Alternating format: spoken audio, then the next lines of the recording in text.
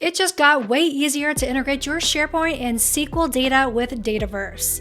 What's up everyone, April here. In this video, I'm going to be talking you through virtual tables, a new functionality in the Power Platform that lets you take your SharePoint or SQL data and have that shown up in Dataverse as a virtual table, meaning that that data stays inside of SharePoint or SQL, but it's able to be displayed and interacted with inside of Dataverse.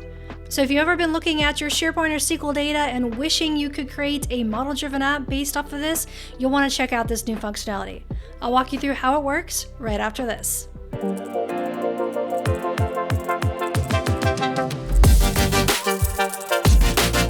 This new virtual tables functionality that I'm about to show you is in public preview right now. To access it, you'll go to your Power Platform environment, select your Dataverse tab from the left-hand side, and go to Tables. And then to get started with this, you'll go to New Table, and you should see this option now for New Table from External Data. This is giving us the ability to create those virtual tables that I'm talking about. And again, the intention here with the virtual tables isn't to migrate data off of SharePoint or SQL into Dataverse. The data would stay in SharePoint or SQL. This is just giving you a way to interact with that data in Dataverse. Now, because it's not actually physically copying any of this data to Dataverse, that means it doesn't take up any Dataverse storage when you use this, because the data here is accessed with metadata. So even if you have thousands of records in your data source, you're safe. You're not taking up any Dataverse storage by using these virtual tables. It's just giving us a way that we can access it from Dataverse so that we can do things like be able to create model-driven apps based off of the data. Now, the data in question that I want to be able to move to Dataverse is the SharePoint time-off request list. So let's walk through the process here. Again, we'll go to New Table and New Table from External Data.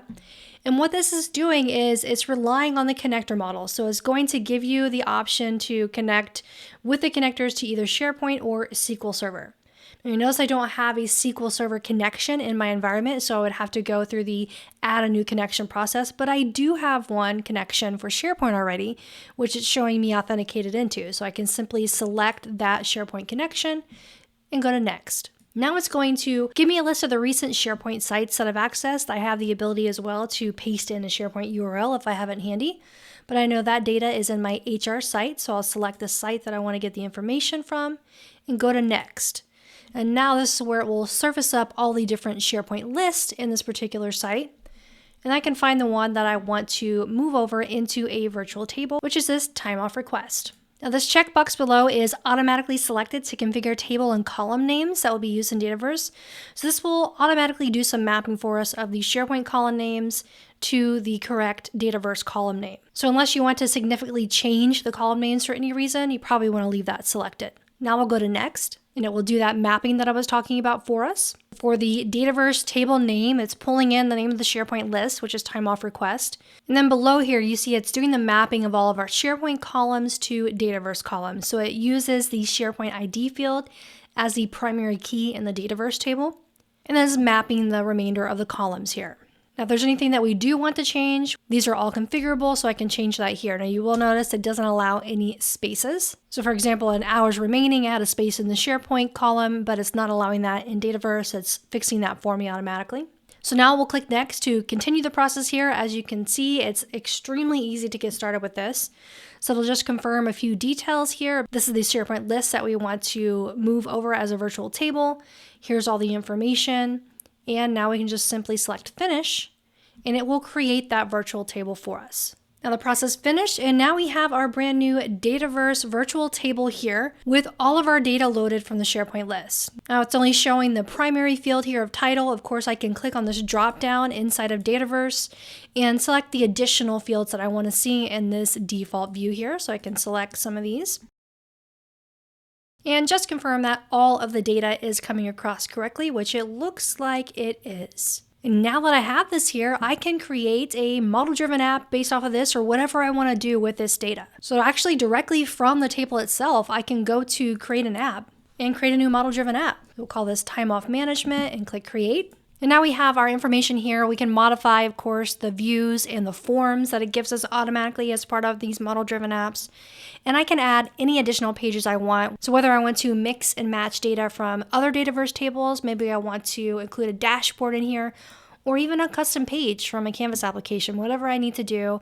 Now I can easily build out my model-driven application. And as we see, if we click play, it's a fully functioning application with all of the model-driven capabilities that we know and love. And now to show how this relationship works with the virtual table, if we go back to our SharePoint list and I add a new item into this list, so we'll fill out all of the data here. Click Save. And let's just give this screen here a refresh of our Dataverse table. We see that it automatically pulls in that data from the SharePoint table. Now, what about the other way around? So if I were to go into this test record here and maybe change the title. So now we can see that it's saving. It says data saved. So if we go back to our SharePoint list and do a refresh on that end, there you go. There is our update testing this virtual table. Does it work? So it's a two-way back and forth. So we can not only update the data from Dataverse and have it update the SharePoint list, but we can obviously, of course, add data in SharePoint and it will update in the Dataverse virtual table. Now at the top of the video, I did mention that this is public preview. Now anything that's public preview or anything new like this for that matter, you want to make sure that you check out the known limitations and troubleshooting documentation here. I'll provide a link to this in the video description so that you can review it. So there are a few current limitations and known issues with these virtual tables. Again, it's brand new functionality with this new wizard-like experience for being able to create these.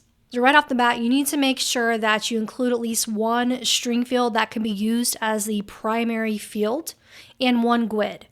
So SharePoint handles the GUID for you automatically with the ID field, so I didn't have to do anything. For SQL, you can use a GUID or an integer.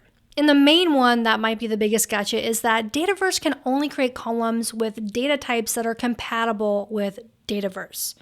So the biggest one that you'll notice if you are using SharePoint, like in the example that I did, is a person field. So those are very common in SharePoint.